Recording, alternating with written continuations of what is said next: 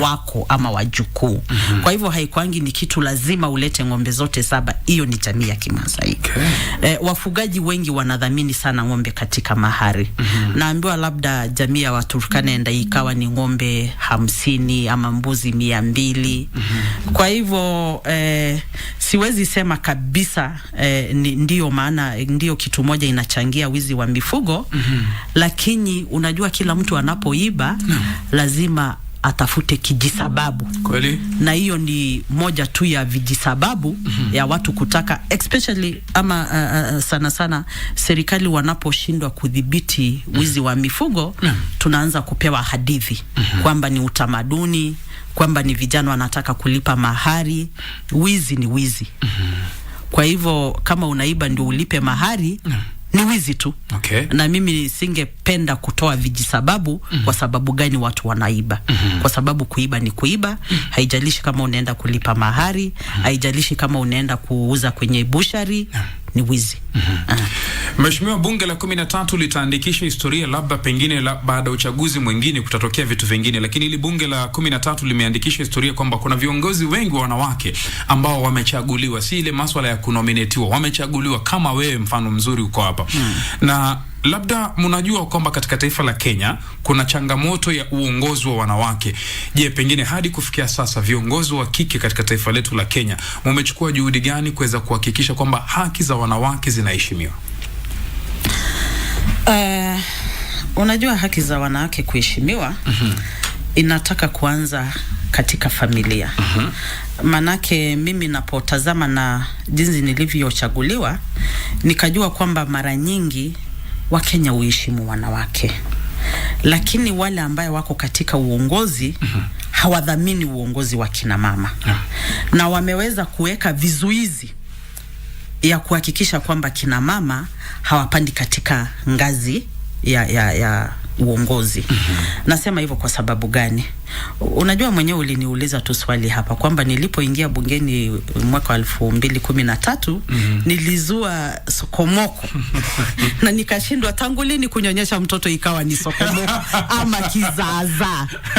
Na nakumbuka nilipokuwa nafanya kampeni mwaka wa 2017 kwamba wale wapinzani wangu baadhi ya sababu ambayo walikuwa wanaambia watu wasinichague, wanasema manake huyu atarudi bungeni aende azae tena, na tunashindwa kama ni kunyonyesha atanyonyesha ama ni kuwafanyia atawafanyia kazi. Mimi bado naona kuna shida katika uongozi wa kina mama. Kwa sababu ukitazama tuko na maeneo bunge 290.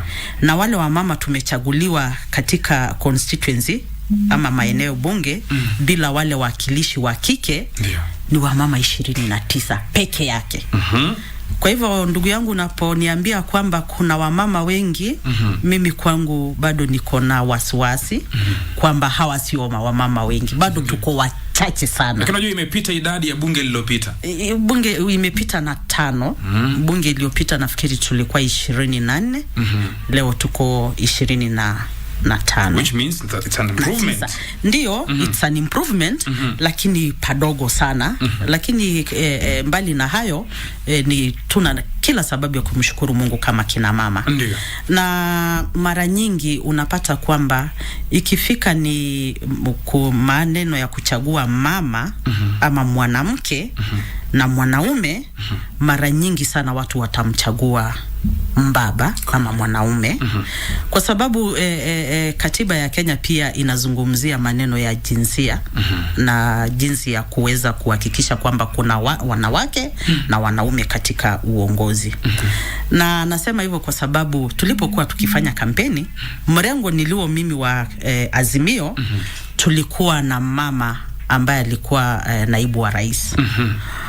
Wapinzani wetu walikuwa ni wanaume wawili, na siku moja wakafanya mkataba na kina mama katika ukumbi wa Nyayo.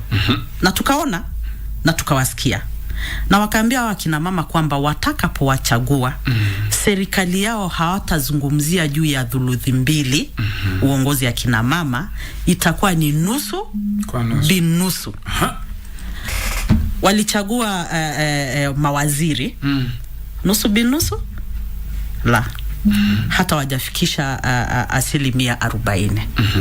Juzi wakateua makatibu nusu binusu bado. Kwa hivyo ni kumaanisha kama bado katika uteuzi ambayo rais mwenyewe ako na mamlaka ya kuteua kina mama kama mawaziri, ya kuteua kina mama kama makatibu, na yeye mwenyewe kwa maneno yake wakaja ukumbi wa Bomas, wamama wakamwagika maelfu, wamefalia magwanda ya kupendeza, wametingiza viuno, wamemuimbia, lakini baada ya hiyo mkataba nusu binusu bado. Si baada serikali ni changa mheshimiwa. Lakini jameni, hiyo ni kutuambia kwamba kuna cheo ama vyeo ambazo bado kwa akili ya wengi haistahili kina mama. Na unajua hiyo dhana ama kasumba ndio tunaweka pale katika wale watu ambaye tunaongoza, kwa sababu pia Wakenya wanapotazama kila wakati, tukiwa na amiri jeshi mkuu ni mwanaume, tukiwa na naibu wa rais ni mwanaume, kati ya mawaziri 21 labda 10 na kitu ni wanaume. Wakenya pia wanaenda wakiamini kwamba lazima tukue na wanaume katika nyadhifa mbalimbali ili Kenya iweze kuongozwa. Kwa hivyo mimi naona kwamba ni sharti kina mama pia wajitokeze, watetee haki yao, manake wasipotetea haki yao, ndugu yangu, kama singetoka na nikajibwaga katika uwanja kwenda kutafuta kura, singalitafutwa kwenye nyumba niambiwe wewe ni kiongozi mzuri, njoo tukupe kura. Na pia unapotafuta kuna yale changamoto ambayo mara nyingi ukiziogopa hautaingia katika uongozi. Kweli. Labda mwenzangu Dora, kwa dakika moja kama unanisikiza na mheshimiwa pia anakusikiliza upande huu, una swali lolote ungependa kumuuliza kabla kuweza kutamatisha kipindi na kumpisha John Angare aweze kutusomea taarifa ya habari? Dora. Shukrani sana Rashid na mheshimiwa amejieleza vizuri kabisa. Nafikiri swali langu ilikuwa kwamba vile tayari limeshaulizwa na mmoja wa wasikilizaji na pia uliweza kuaddress, iweje kwamba ugatuzi upo lakini bado kila kitu tunasema serikali kuu. Kwa hivyo nadhani kwamba mheshimiwa amejieleza vizuri katika swali ambalo nilikuwa nimekusudia kuliuliza. Labda kwenye mitandao ya kijamii kuna swali moja ambalo unaweza kumuuliza kabla tuweze kufunga kazi, Dora? Kuna mmoja ambaye anaitwa Daniel Wafula, anasema anataka kuuliza kuhusu electricity connectivity huko maeneo ya Laikipia. Mnapanga vipi mheshimiwa? Alright, mheshimiwa, kwa dakika moja tu swala hilo alafu tumalize kazi, ni kuachilie.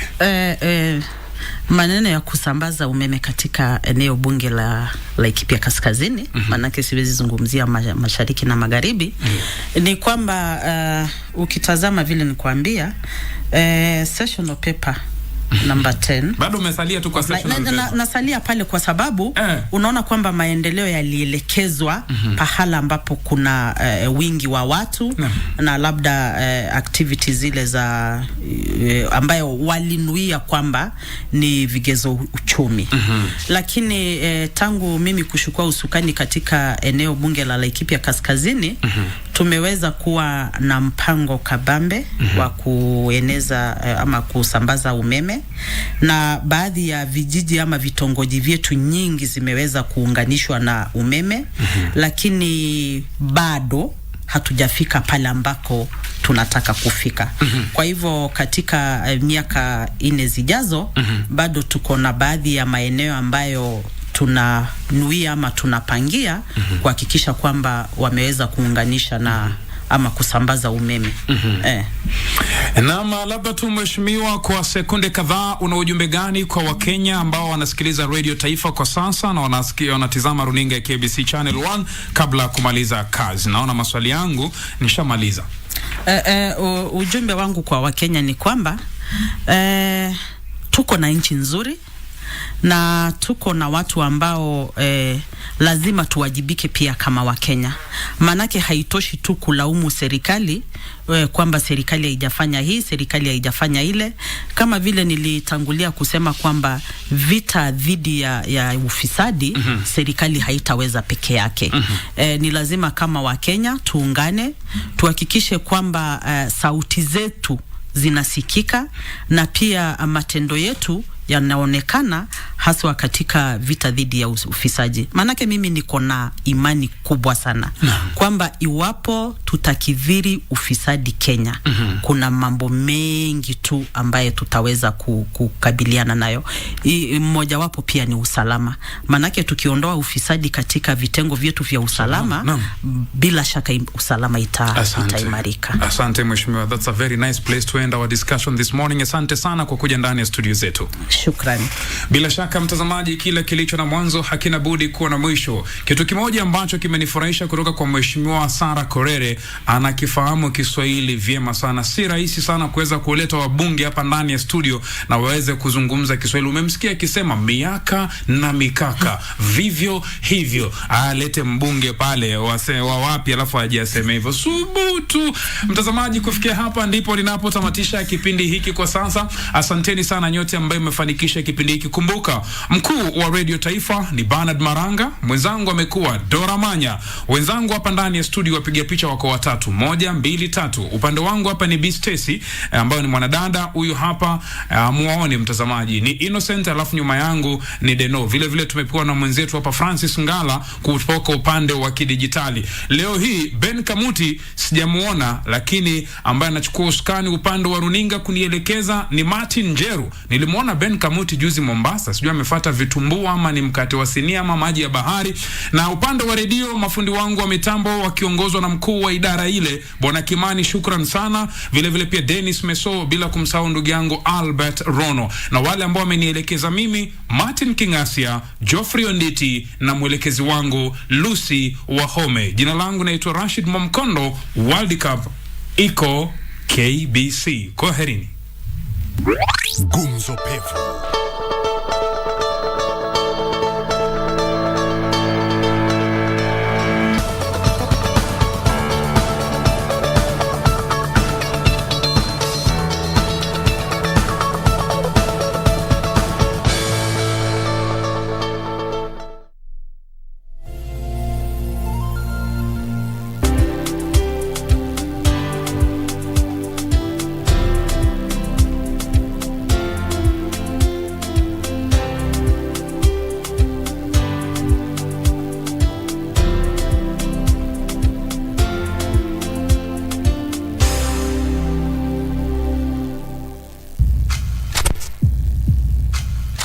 I was part of the team ilitumwa to take out Burhan. Nilikaa for 5 years, nika study the man. All I ask is you let me right my wrongs and give me an opportunity to bring Burhan down for good. Na una hakika hiki kikosi chako kitaweza kufanya hivyo? Yes, sir. Hii kikosi yako kuna kina nani? Senior Sergeant Farah, a.k.a. Stingray. Corporal Ibrahim, a.k.a. Mongoose. Corporal Katana, a.k.a. Panther. PC Adhiambo, a.k.a. Maliet. PC Kibet, a.k.a. University. We do this for honor. Yeah. Our loved ones, our family, and our country. 1, 2, 3. Deliver bidhaa kama kawa kuna maswali.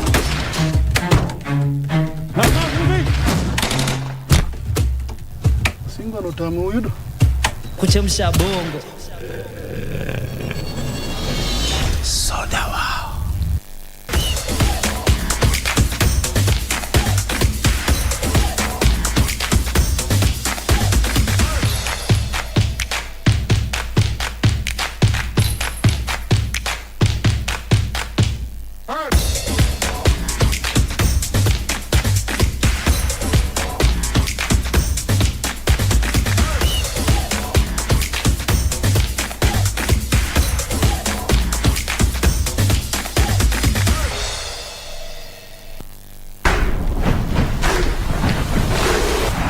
November like never before. Mouth-watering programs. Maza takes a break and in comes football extravaganza.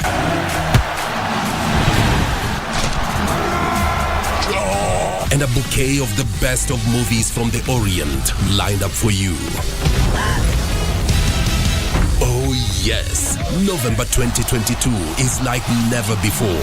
Only on KBC Channel 1.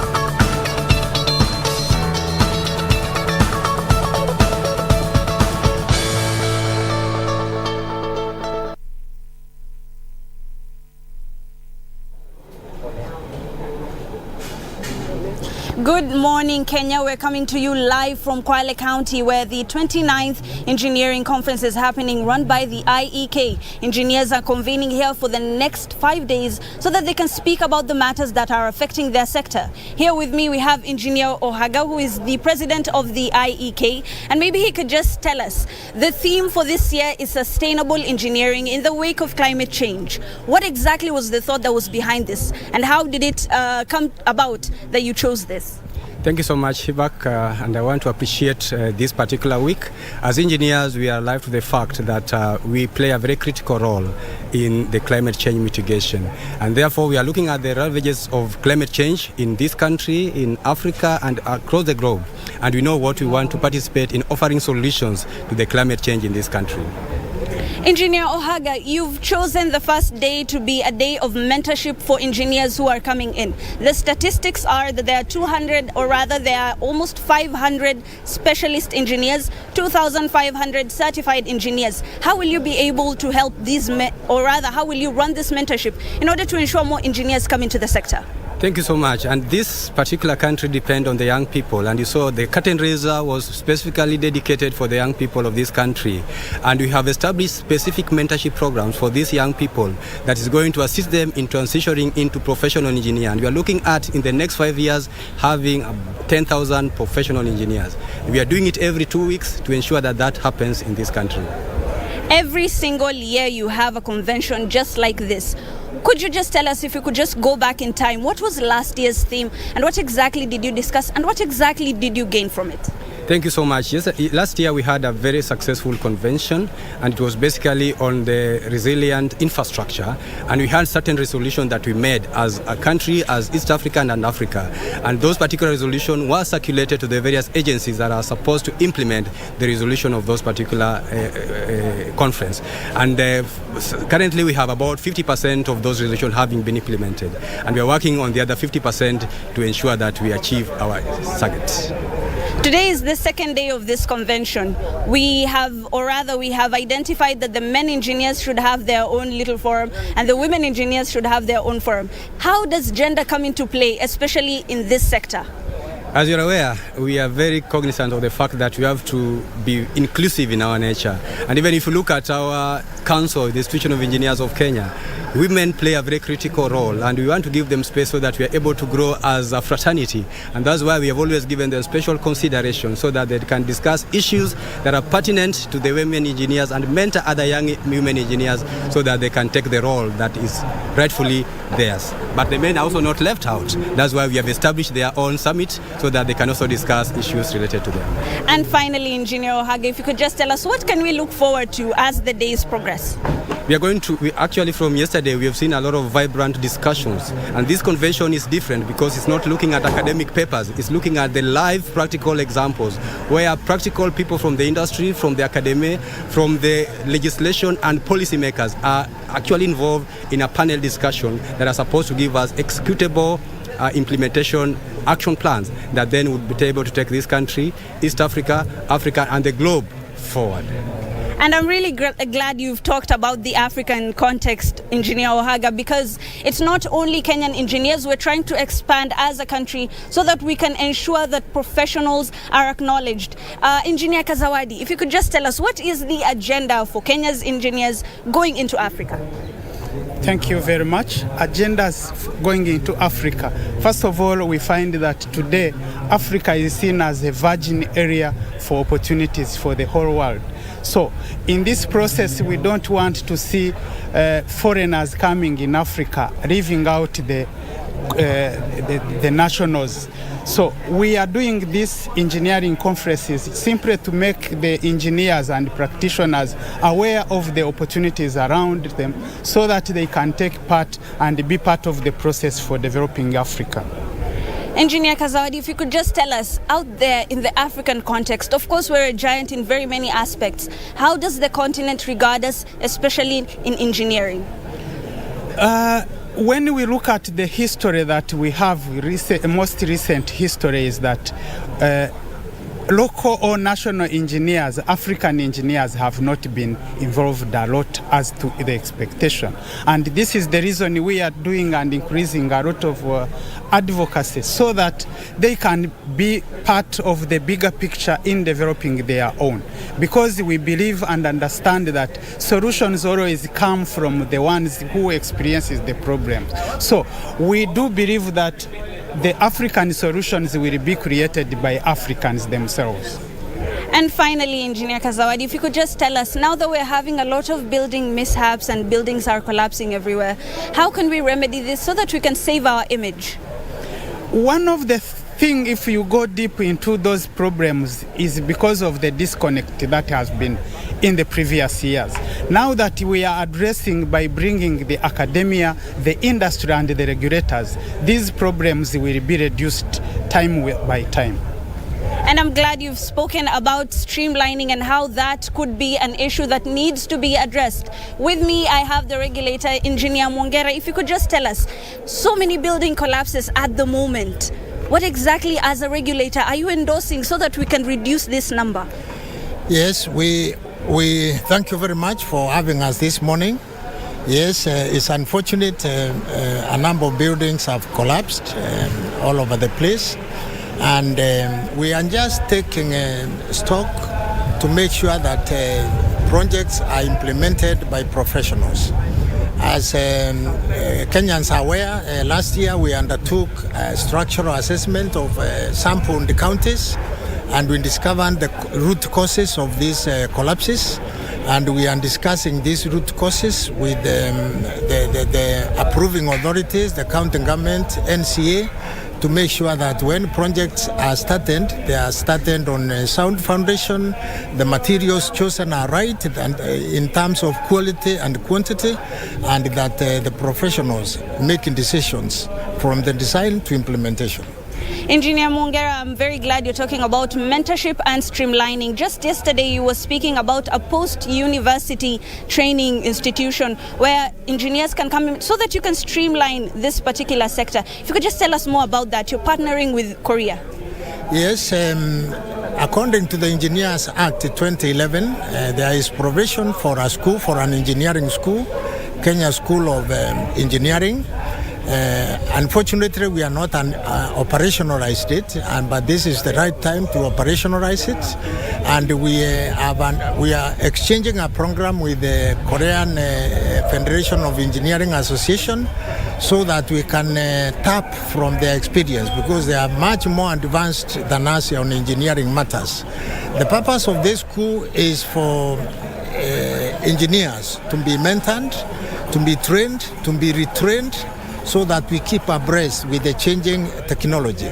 We have also challenges of those young engineers who are completing courses that have not been approved by the board, and we'll be giving them bridging courses so that they can become qualified as professional engineers, be registered, and move on. Of course, Kenya is acknowledged as a center of excellence, especially in matters education. Do you maybe think that in the global scope, we are maybe losing out on points considering all of the mishaps that we've been witnessing? In fact, we are very advanced and we have become of age. That is why we are pursuing the Washington Accord. We want to be mentored and be accommodated in that class of engineers, so that when we accede to the Washington Accord, Then our engineers will be globally mobile. They will not be restricted just to do jobs here.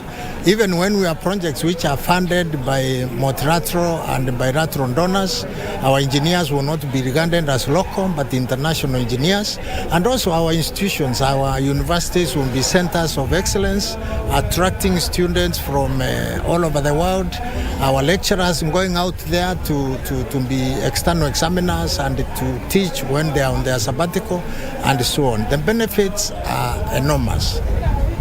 Talking about global acknowledgement, the numbers at the moment are quite dismal. The plan is to ensure that we hit 10,000 in a couple of years.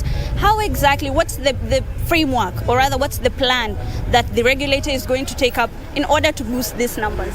We have taken quite a number of measures. Number one, the candidates who want to be professional engineers go through some professional interview as is spelled out in the Act. So we have expanded the panels, the number of panels. We used to have about a handful of them. Now we have very many panelists. We have also built an examination center dedicated for that work, where we can sit 10, 15 panels sitting together to interview these people. We have also included the various engineering disciplines. Traditionally, this country has only been having civil, electrical, and mechanical, but now we have brought in other disciplines like aerospace engineering, chemical engineering, biomedical engineering, marine engineering, and we have brought in specialists in these areas to be also to sit in as panelists and interview. We have also brought the academia. We have a number of university professors who are professional engineers sitting in the panel so that they can encourage the academia to be part of this journey. We have also not forgotten women.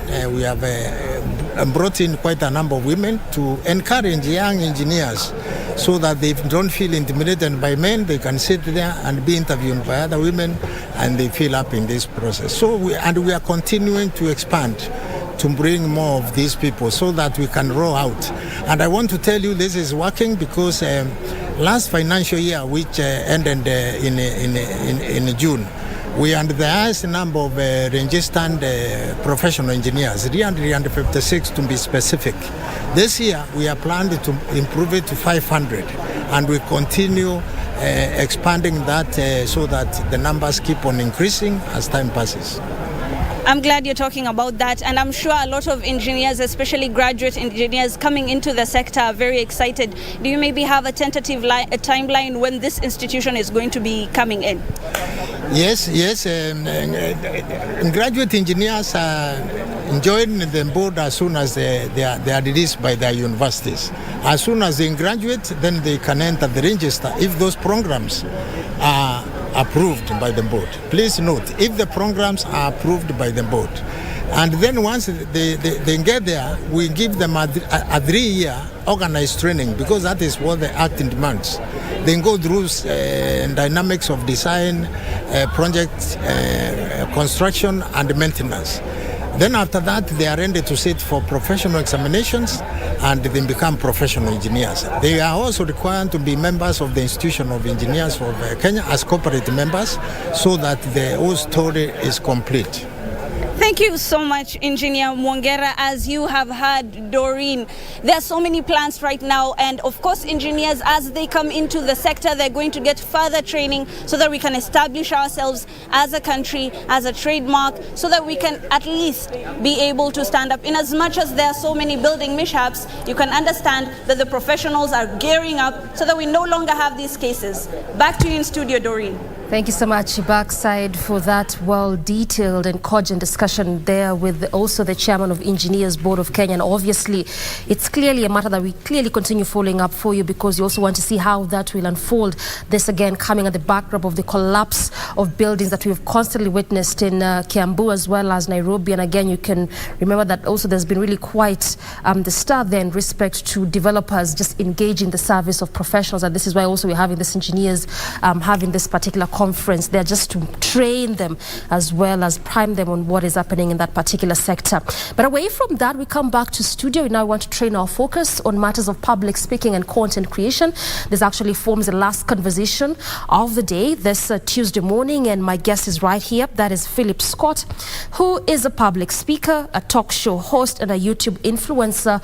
Of course, he'll be talking to us about that and so much more, also in regards to matters of content creation when it comes to socio-economic issues, politics, and current affairs. Welcome to the program, Philip. Thank you, Doreen, for having me. All right, let's just start from that particular note. I mean, you create, I should say, quite the controversial kind of content because, I mean, matters of socio-economy, politics, like I was telling you off cuff, you know, depending on how you choose to create such kind of content, whether you're from the Western part or even from the African descent, they really don't quite sit well, because in terms of how they're normally released. So talk to me about this kind of, you know, socio-economic current affairs content that you create. Well, you know, how you started off even saying that controversial. Why when black people speak up for ourselves it's controversial, but everybody else speak up for themselves is not controversial? Okay. Why do we have to worry about what other people think? Like, we always suppressing our thoughts, suppressing our feelings. We always have to be in a corner somewhere where everybody else can just express themselves. So we're human beings, you know, all over the world, right? As black people, African people. So we should express ourselves. I don't feel nothing about how I speak about our issues. I'm passionate about us, because who's going to be passionate about us except us? So if they call us speaking for ourselves controversy, then I guess it's controversy for everybody else too. There's nothing wrong with speaking about our issues in a way that really does affect us at the end of the day. Correct. So then you are also a YouTube influencer. I was also just gathering that you have quite won accolades there in respect, I believe, to the kind of content you create. So when did you really begin this, and how has that ride been like for you? It's been a definitely interesting journey. You know, I started it because I didn't want to work in the petrochemical industry all my life, and just punching the clock, working 12 hours day and night, which is very hard on your body. I said, you know what, let me try this YouTube thing. You know, so I started off in front of my shower curtain doing it. You know, that was my background, my shower curtain. And I started to, you know, say, look at issues of police brutality, what's happening to us as black people, racism, white supremacy. You know, when I saw Trayvon Martin, when he was killed, that really had an effect. And I say, okay, I got to really start speaking more and more about this. And I kind of just went on from there. And there's been so many different, you know, victims of, you know, not only police brutality, but white supremacy in America. Of course, you know, the big one you saw of George Floyd and the uprising that happened from that. You know, it caused quite the start there across the globe, I should say. Yes.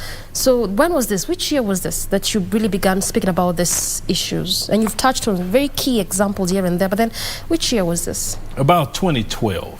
2012. So this has really been quite some about 10 time. years. Yeah. You're just talking about these issues. I mean, I agree with you that it's really important for us to speak about our issues. No problem with that. But then I want to believe that sometimes there's really quite a number of challenges when it comes to us talking about this current affairs issues. I mean, when you just come down to Africa, and even in Kenya specifically, we've had some activists here and they're talking about some of this political environment, political issues, really quite facing quite big kind of challenges here and there. How has it been for you, like in the West, talking about such kind of issues? Well, of course, not everyone's going to like you.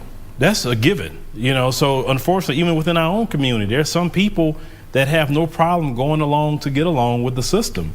And some people are cool with oppression at the same time.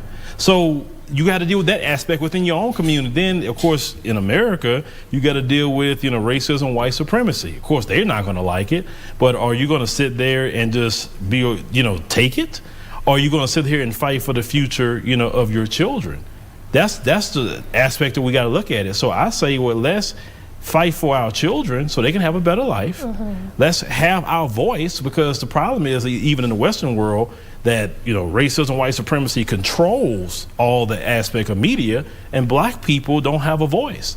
So we got to create the platforms. We can't beg CNN, please give us a show. Why don't you feature more black hosts? Why are you begging them? Create your own. That way you can control it. And that's been our problem forever. We're always begging white people for their stuff, and then they say no, they own it. Why should they let us on? Why can't we create on our own? I mean, how do you create your own in an environment that is predominantly owned by them? Easy.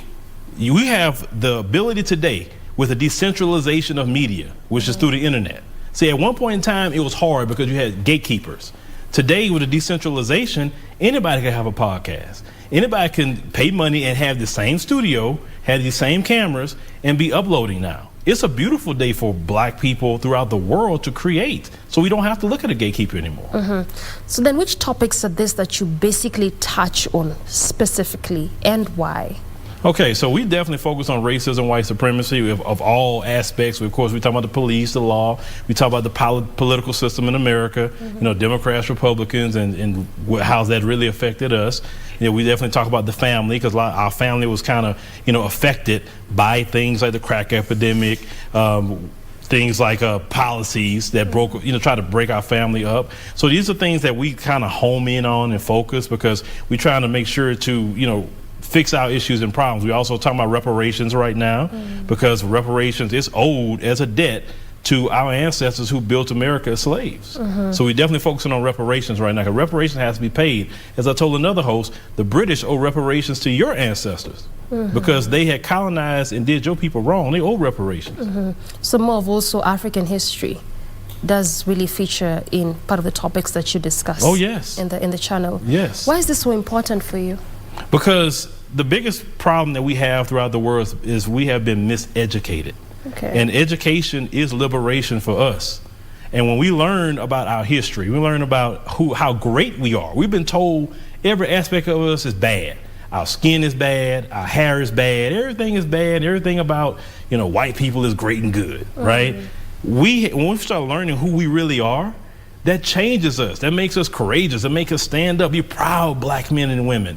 You know, stand in forefront. So that for me is very, very important through, you know, education and freeing our people just from that bondage within the mind because we're not physically enslaved today, but we got mental slavery. That's our problem. And then so you think this has really been the biggest impediment of people of African descent, you know, slavery of the mind. Yes. And always constantly embracing. I mean, there's nothing really wrong with the embrace of perhaps what the West will bring down either to Africa or even just, you know, then the West of people of African black descent, I should say. But then that just mindset of not appreciating our own, has that been our biggest impediment as people of black descent? Yes, because when you have people that's just, I understand there's issues and problems in the African continent. There's issues and problems in every country out the world.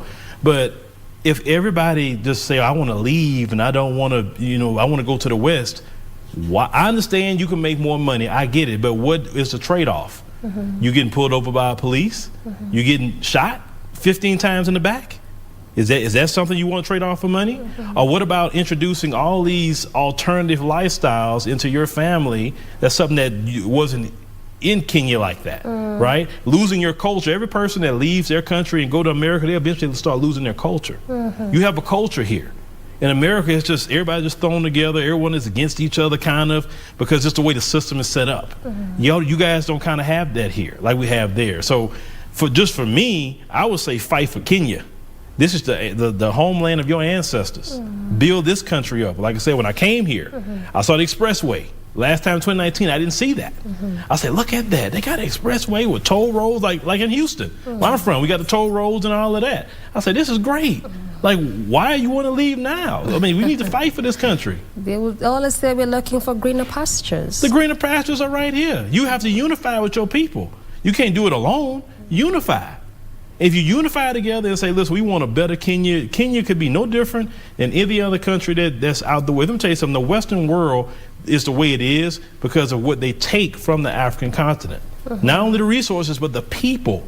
People is a resource. If they take the best and brightest of Kenya and take them to a European country, take them to America, Canada, wherever, that's people, that's the brain drain that could have been here in this country, innovating here. But then, I mean, Phil, how then perhaps, maybe you can even speak to governments in Africa or states in Africa as a whole, because what you're saying is really quite a key point.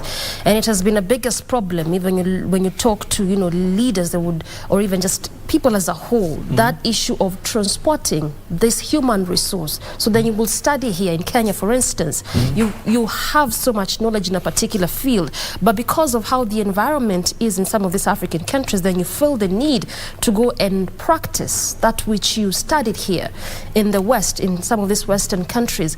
Maybe from your own analysis, so then because you're also speaking to it, what really is missing in the African continent that people feel the need of me practicing what I did here in the West? What can we do? The resources that you have in the ground here should be not only mined and refined here, but everybody should buy it from you at the raw rate, right? You guys have the money. There's no reason for you to leave. You have the best doctors here. Going to the West is not it. I'm telling you, it is not it. It's a lot of the healthcare in America. They say, oh, it's so great or whatever, but we don't even have free healthcare. We have to pay for everything. It's some of the most expensive healthcare in the world that people can't really afford. People are working, people on the streets. Like, they're trying to call African countries a third world. It's a lot of cities in America that's third world that you just don't see. People on the streets defecating. People living, there's a place called Skid Row in Los Angeles. Look it up. Unfortunately, the majority of people on Skid Row right now is Black Americans because of the horrible policies of California. They don't like to show those sort of things, how dirty it is. They don't show you that. They show you LA, they show you certain parts of New York, like Manhattan. But y'all have cleaner things I've seen here than some of those places. So why not say, let's stay here, let's fight for what we have? You have to fight for it.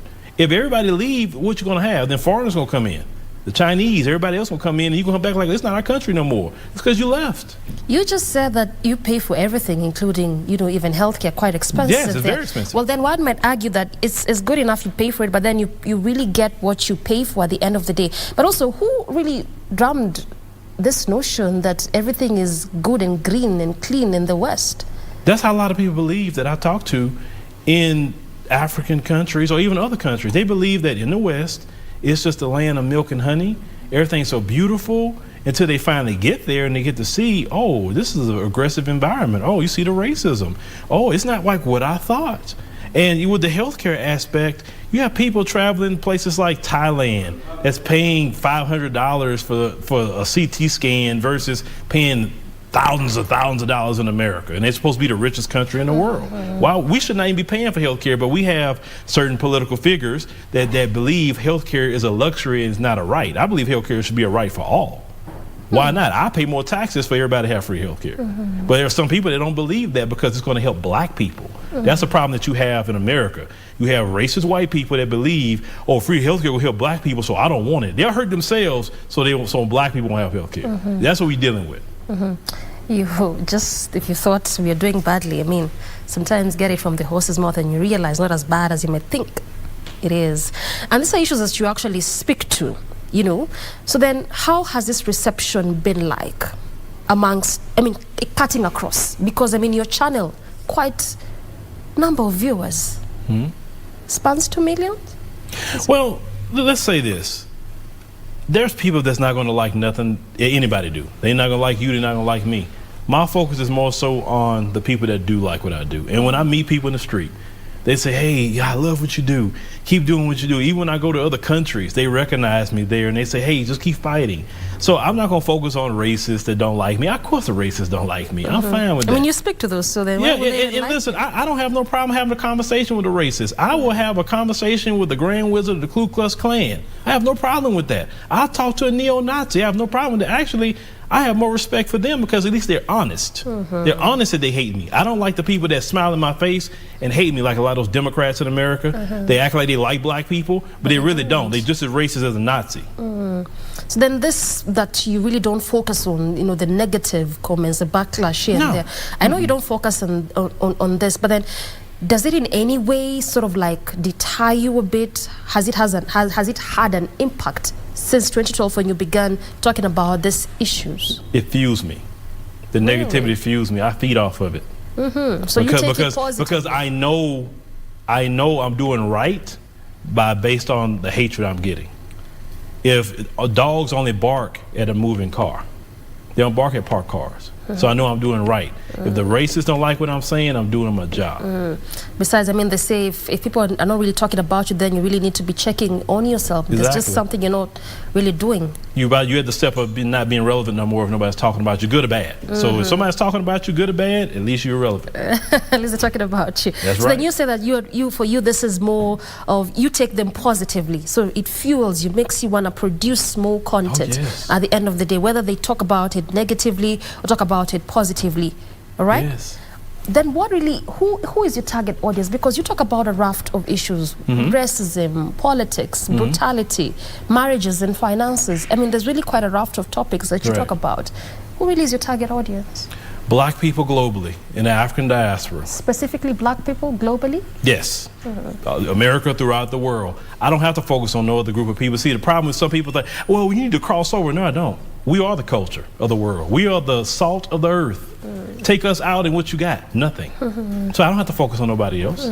People like what we do as black people. So they come see what we got going on. I don't have to change. So then also, does this have a age limit, age specificity, or just as long as you're a black person across the globe, then this is the content for you? Anybody can appreciate what we do. Truth has no bearing on people's color, gender, etc., right? Yeah. I have people of all communities love what we do. But my focus is always going to be us. Talk to me about how your content process creation is like. How do you get into that moment? Well, I have to be passionate about it. If I have no passion for it, I don't do it. Or I pass it to one of our other journalists. We have, like, for instance, we have one journalist here in Kenya. She takes care of more of the African content. I do more of the, American content. So I may be something that she may wants to talk about. And it's just, I just find out what I can talk about. Am I passionate about it? And then I don't know what I'm going to say. I never know. I don't script anything. How does that, how do you not know what you're going to say? This are not just, some of those topics here and there. I believe they also need a lot of research. No, I research everything I do, but I don't know what I'm going to say until I say it. So you just start saying it? Yes. Oh, that's really quite interesting. Yes. Everything is come from the heart. If I would just read a script, it won't work. Okay. Yeah, passion can't come from a script. You can't put passion in a script. So for you, it's really, first of all, it's the passion in it. Yes. You talked about a journalist, is it here in Kenya, that you work with? Tell me more about that and how you coordinate in I found her a few years ago. Her name is Wangel Zelalim. She actually was on the news. I saw in a few papers she had got the YouTube Black Creator Fund. Congratulations to her for doing that. And I saw her channel a few years ago. I saw her doing very well. I said, hey, would you want to come work with us over here? And she got in pretty good. She learned the system, and now she got it. She does very well for herself. I'm proud of her for doing that.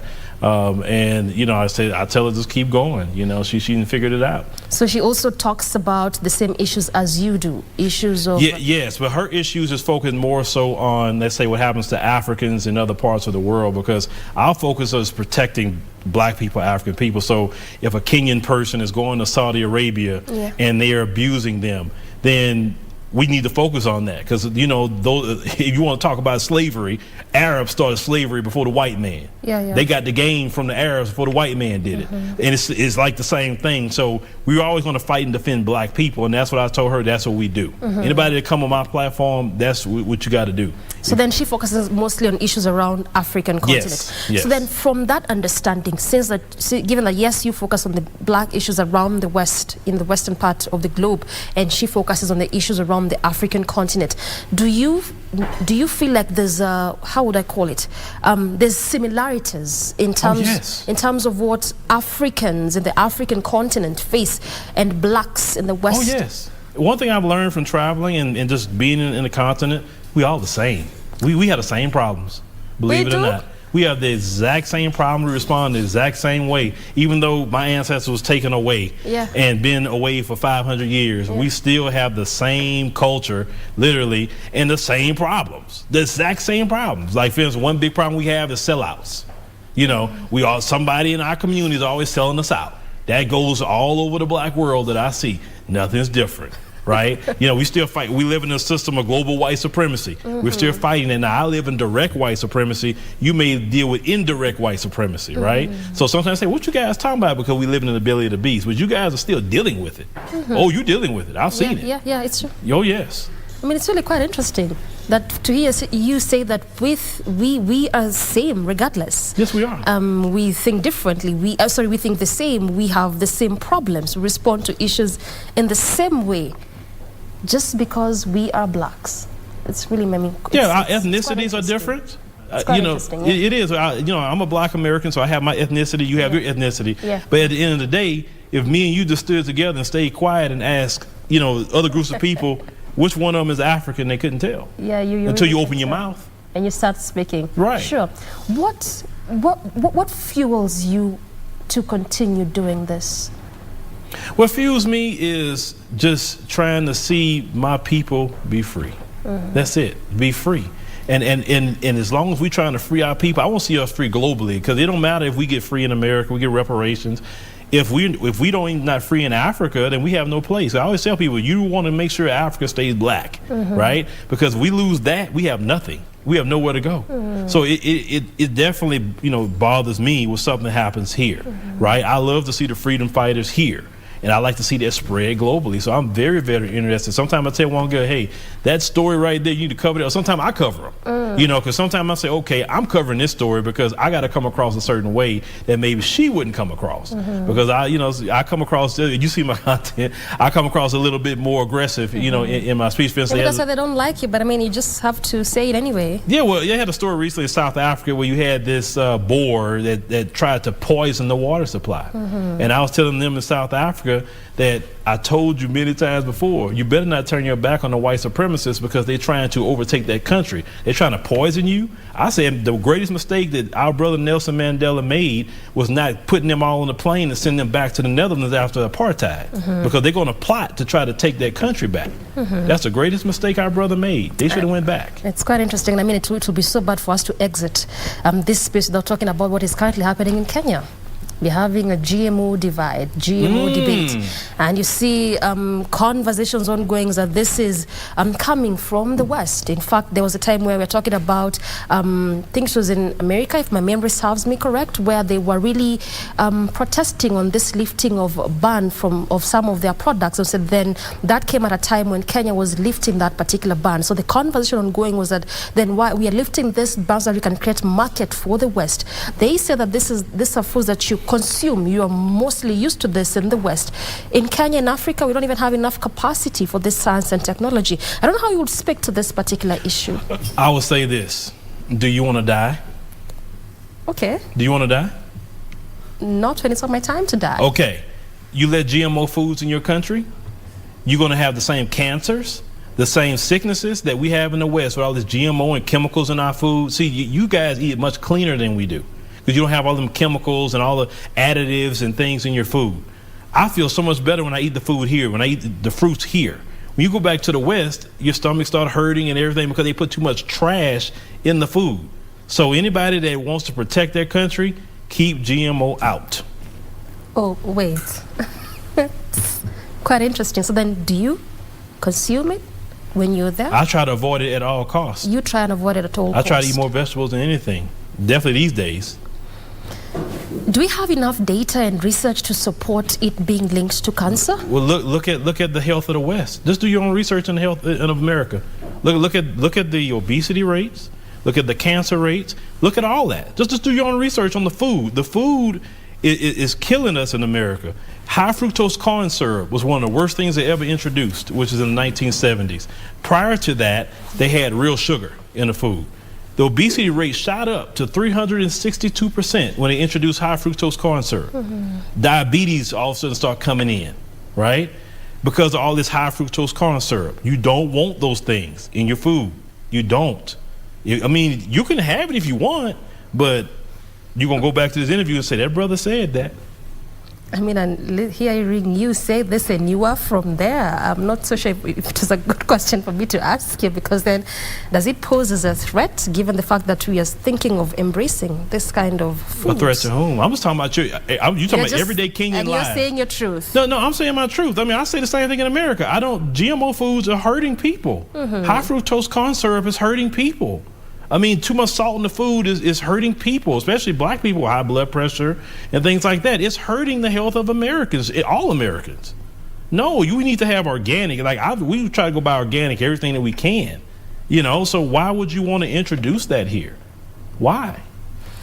The choice is yours to make as a Kenyan. You have the choice. As we wind down, Phil, we just have is it a minute or minute and a half to go? I want us to pick your headline thoughts in basically what sustains, I understand what fuels you, the challenge you've talked about in creating this kind of content, but then how do you sustain it? I mean, 13 years just creating this kind of content. Like we said earlier, it's not one of those easy contents to create because of the kind of voices surrounding this kind of content. Politics, socioeconomic, not so easy. What sustains you? As long as racism, white supremacy is affecting my people globally, I always have something to talk about. Just that simple.